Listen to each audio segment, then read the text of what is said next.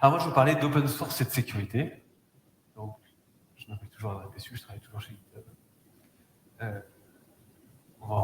Je vais en parler un peu, donc c'est pour ça que je le mentionne quand même. Donc la première chose, c'est peut-être évident pour nous ou pas, mais je vais quand même le rappeler parce que peut-être qu'il y a des gens qui ont besoin de l'entendre. Mettre son code ou une partie de son application, soit en une librairie, en open source, ça va améliorer sa sécurité. Comme n'importe quel bout de code qu'on va mettre en open source, si tant est qu'il y ait des gens suffisamment de gens qui le lisent et qui proposent des corrections et qui l'utilisent, il y aura moins de bugs. Il y aura moins de bugs de sécurité également, parce que les gens aussi vont pouvoir lire le code et se rendre compte d'erreurs et proposer une correction ou au moins le signaler. Donc c'est important de le souligner. Mais il n'y a pas que ça dans la présentation. Donc en introduction, un peu comme j'ai fait ce matin, la sécurité, ce n'est pas se mettre derrière une forteresse. Donc si je ne libère pas mon code, si je garde mon code pour moi et que personne ne peut le lire, c'est bon, mon application va être en sécurité. Au contraire, parce que là, ici, on est à King's Landing, et en fait, si les hackers ils veulent vous attaquer, ils trouveront forcément une solution, comme le dragon qui passe par le sol et par le ciel, parce que le sol, on est protégé par des remparts. Et en fait, la sécurité, c'est plus comme un jardin, comme un high garden, où on va petit à petit entretenir notre système d'information pour avoir le moins de bugs de sécurité possible. Et alors, je vais vous présenter l'OWASP, ce que ça fait, Open Source Security Foundation et MITRE. Et ensuite, on va parler de comment comment sécuriser son code open source.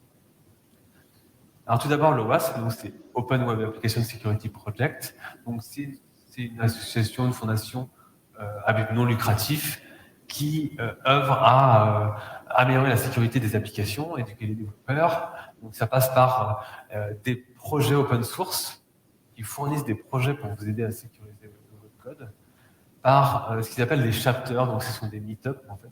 Ils sponsorisent des meet-ups locaux.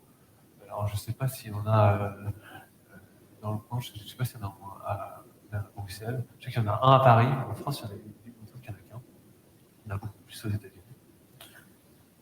Des dizaines de milliers de membres, donc un peu partout, au travers le monde, différentes industries, mais toujours dans le même but de participer à la sécurité du web. Et de la formation en ligne et des conférences qui sont hyper sympas. Il y en a une à Londres, il y en a une à Amsterdam, en tout cas, c'est les plus proches de nous.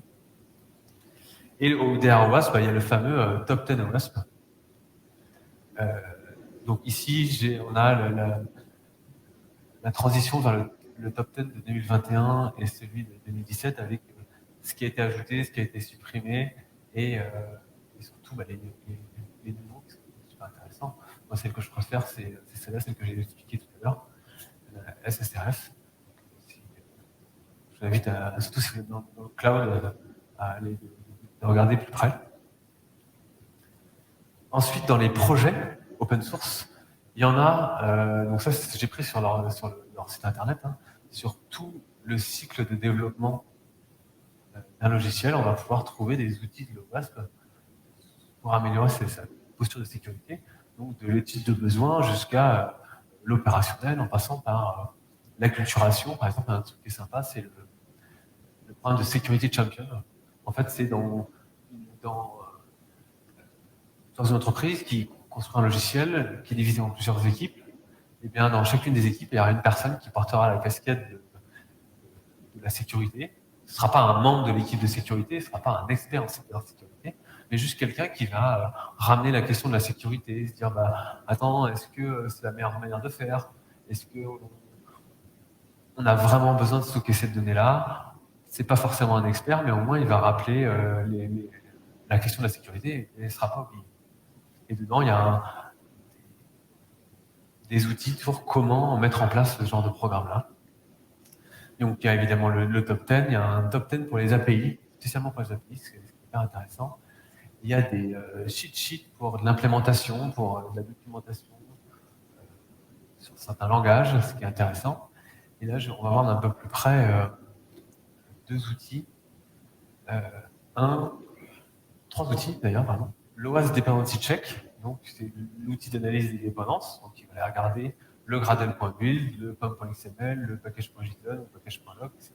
Et il va aller chercher, faire la liste des dépendances et des dépendances, et aller voir s'il n'y a pas une vulnérabilité dans ces dépendances ou ces dépendances qui sont connues dans les bases de données de vulnérabilité qu'on voit sur Internet, qui sont disponibles gratuitement.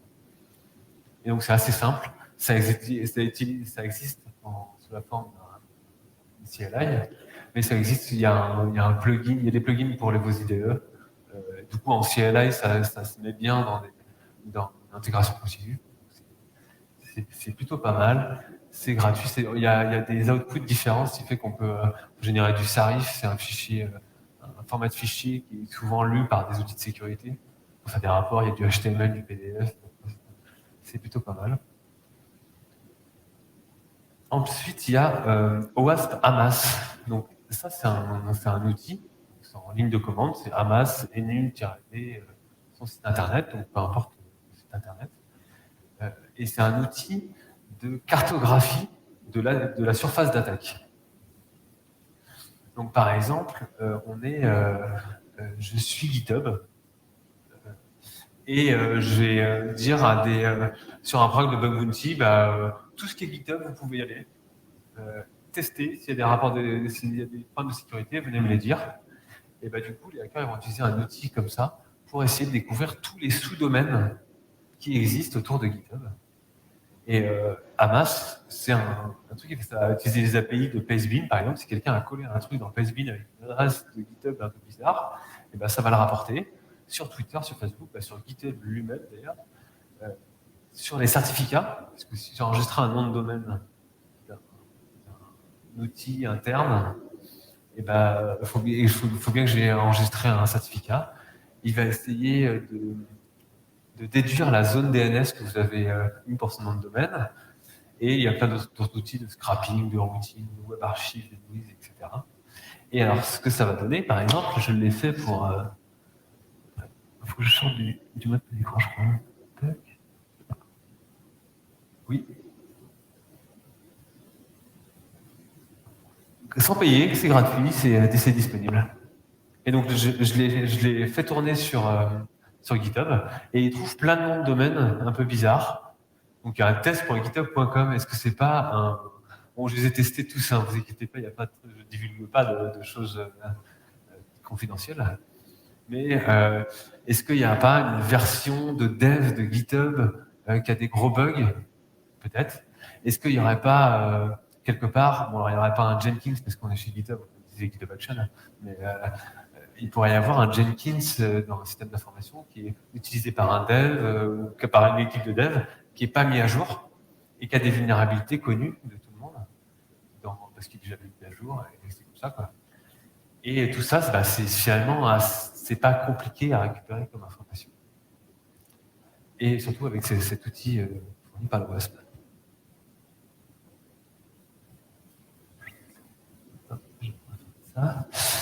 Je vais rester comme ça parce que juste après, je vais parler de l'OAS ZAP, donc Z Attack Proxy. Donc c'est un proxy qu'on télécharge sur son ordinateur. Et en fait, il va agir entre le site web que vous visitez et votre navigateur.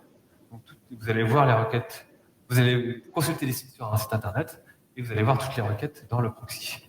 Ça fait aussi App Scanner, parce que ça peut faire plein de tests automatiques tout seul pendant que vous donnez un nom de domaine, et ça va faire tout seul plein de tests. Mais ça sert aussi de proxy et c'est assez intéressant. Je vais vous faire une petite démo de ce qu'on peut y faire. Clac. Donc là, je ne vois rien, ce qui n'est pas pratique d'être un écran. Donc ici, en fait, je l'avais déjà lancé. Session. On va recommencer une session. On démarre.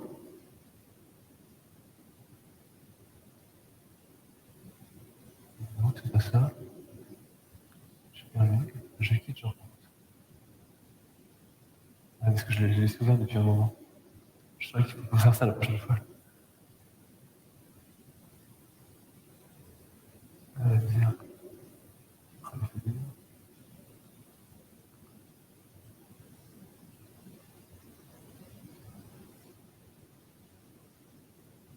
Voilà.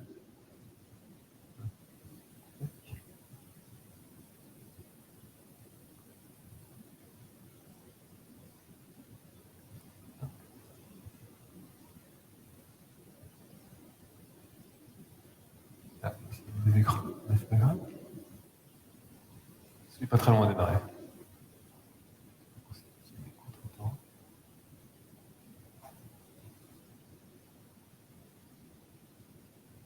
Voilà. Et je vais faire des scans automatiques, mais je vais faire un scan manuel, parce que c'est plus drôle. Je vais pas le faire sur GitHub parce que c'est pas pratique, autrement j'aurais fait sur GitHub. Enfin, c'est pas pratique parce qu'il n'y a pas ce que j'ai envie de vous montrer, mais je vais le faire sur Twitter. Donc là, je mets le site, je lance mon navigateur. C'est pratique d'avoir ça directement. Je ne sais pas si vous l'avez déjà fait, mais configurer soi-même un proxy dans un navigateur, c'est un peu chiant. Ça marche pas très bien. Et là, tout est fait tout seul automatiquement. Et donc ça va, quand je vais avoir Internet, peut-être que ça marchera.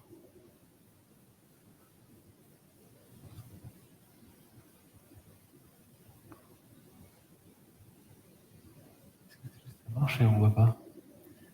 Ça marche et on voit pas très bien, mais c'est pas grave. C'est Gateway, Timeout. C'est-à-dire qu'on n'accède pas à Internet. Mais c'est pas très grave. Parce que ce que je vais vous montrer, c'est qu'en fait, il y a toutes les requêtes à ce moment-là. Il y aura toutes les requêtes, donc il y aura les requêtes, là c'est des requêtes get, mais il y aura les posts, et il y aura tout ça. Donc si je regarde, bah, il y a toutes les requêtes en entier. Je vais essayer. Il n'y a pas de réponse. Et je peux la rejouer. Si je fais un requester, hop, tac. Je fais send. Là, j'ai toujours pas Internet, évidemment.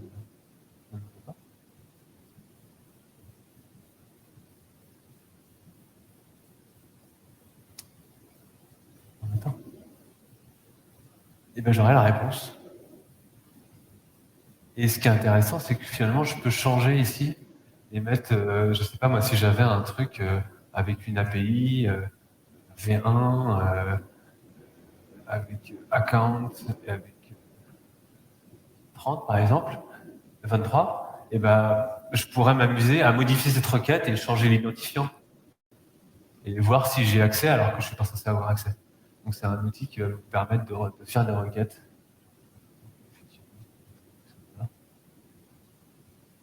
Mais c'est pas grave. Et alors il y a des outils automatiques. Il y a un outil aussi qui dedans permet avec le fuzz, en fait on importe ce qu'on appelle des payloads. Ça va être une grande liste, par exemple, des mots de passe les plus utilisés. Et si dans la requête que j'ai envie de tester, il y a login password, et ben je vais lui dire à tel endroit, tu remplaces, tu fais autant de requêtes qu'il y a d'entrées dans mon fichier, et tu remplaces à chaque fois pour tester le mot de passe. Ça permet de faire du brute force. Et alors il y a plein d'autres choses que peut faire cet outil-là, mais c'est hyper intéressant, on pourra en parler pendant des heures. Mais on ne va pas pouvoir. Tac.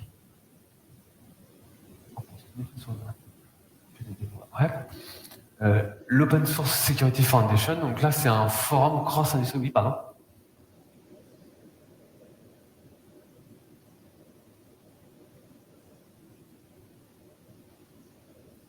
Oui.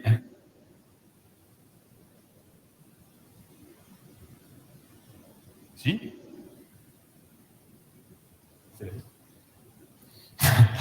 En fait, je suis un petit peu les hackers bienveillants sur les bug bounty, les chercheurs en cybersécurité.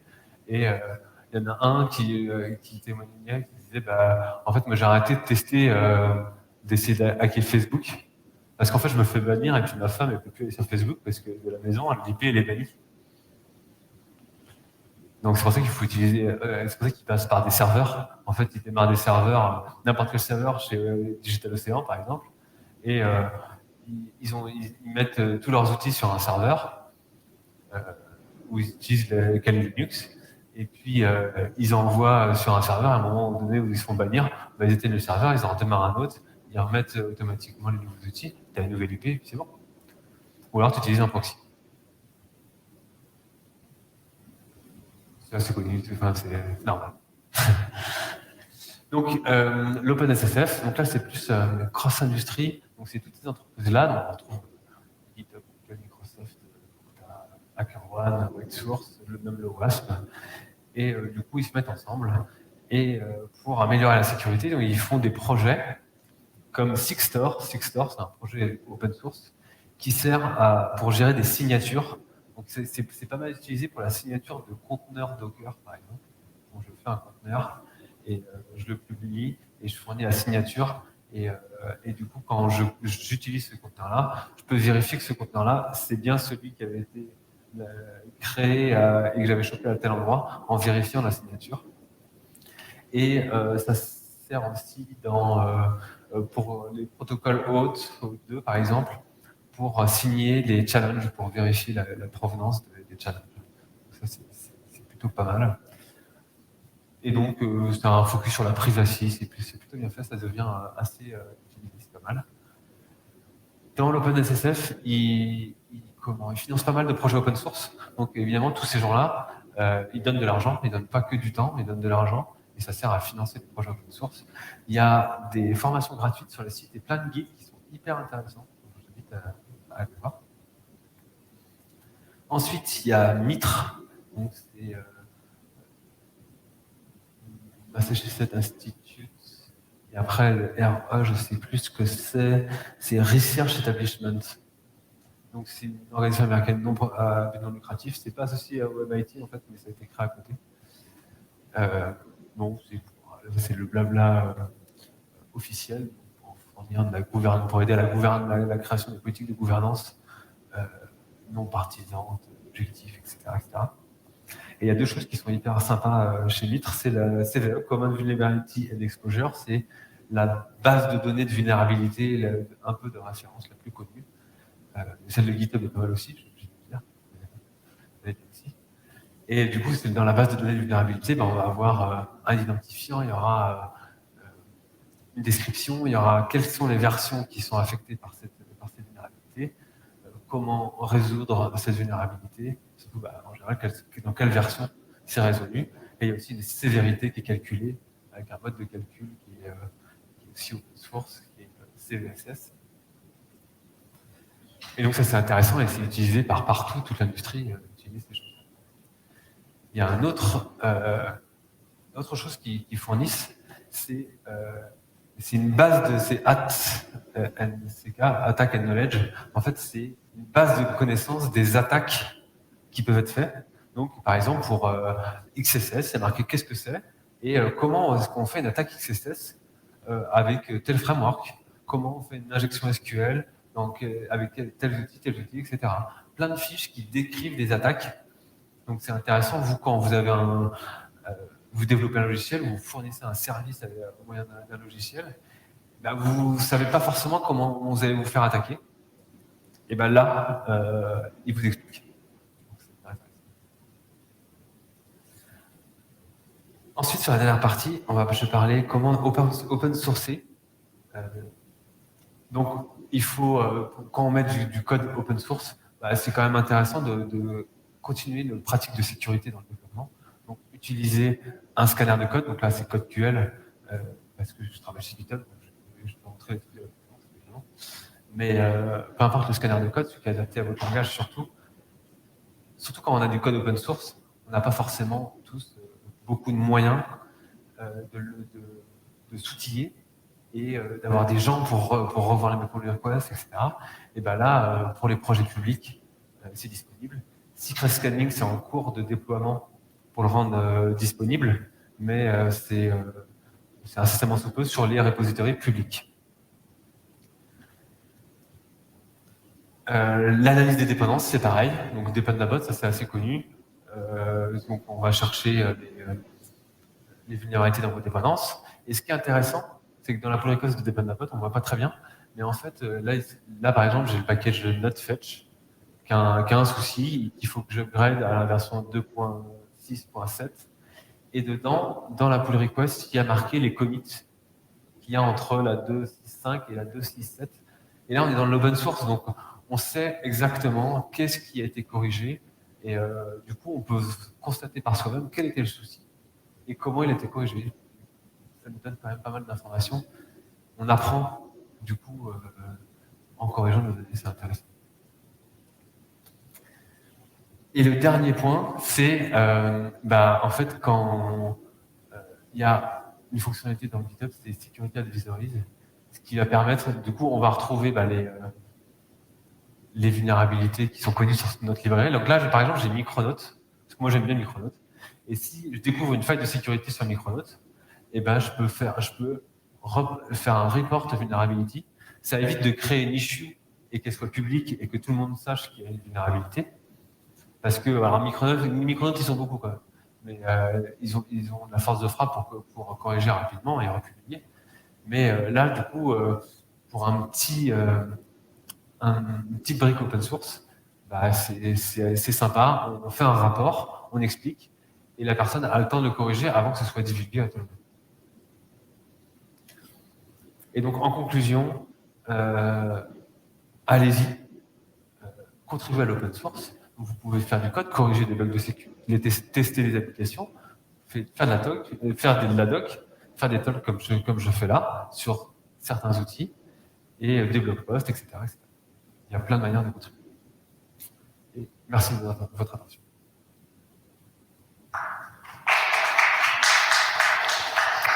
Est-ce que vous avez des questions, d'autres questions? Oui.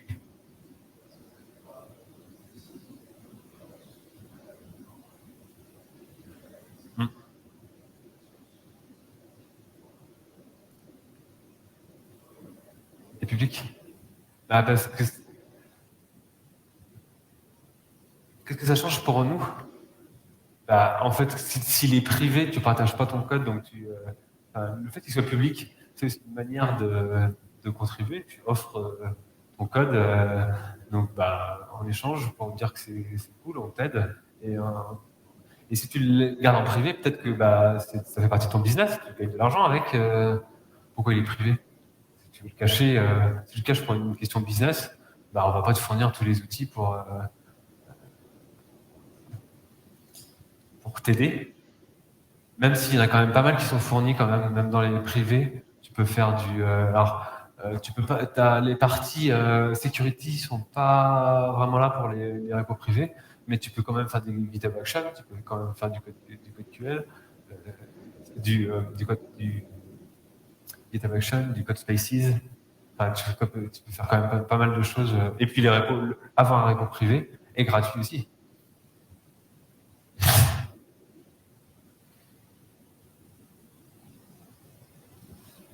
Merci à vous.